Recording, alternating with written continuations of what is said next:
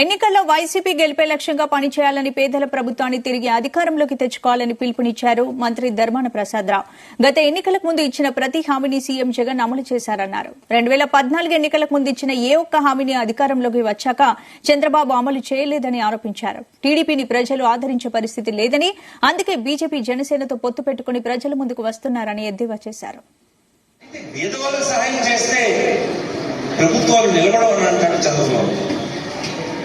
అందుకోసం అతను ధనవంతుల వైపు కాశారు. ధనవంతుల్ని మరింత ధనవంతులు చేయాలని ప్రయత్నం చేస్తున్నాడు. ఇది మీరు చూస్తున్నారు. అతను చెప్పిన మాటలేంటి? ఎవడు ఎస్సీ కులంలో పుడతాడని కోరుకుంటాడు అని అంటాడు. అతను నోటప్పుడు చెప్పిన మాటే కదా. అంటే దాని అర్థం ఏంటి?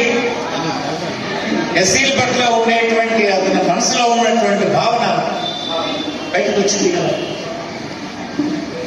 అలాగే కొన్ని వర్గాలకు సమస్యలు చెప్పడానికి వెళ్తే తోక కత్తిరిస్తాము అంటే, ప్రజాస్వామ్యంలో ప్రభుత్వాలు నడిపినటువంటి వ్యక్తులు ఆ విధంగా వ్యవహరించడానికి వీలు లేదన్న విషయం ఎంత వయసు వచ్చిన తర్వాత కూడా ఆయనకు తెలియకపోతే, అలాంటి వాడికి అధికారం ఇచ్చి మనం ఎత్తున పెట్టుకుంటామా?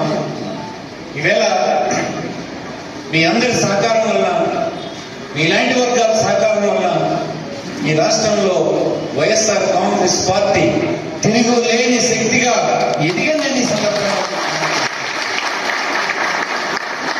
అందుకే ఎన్నికలు వచ్చే నాటికి అందరూ కలిసి ఒప్పకెళ్ళిపోయింది.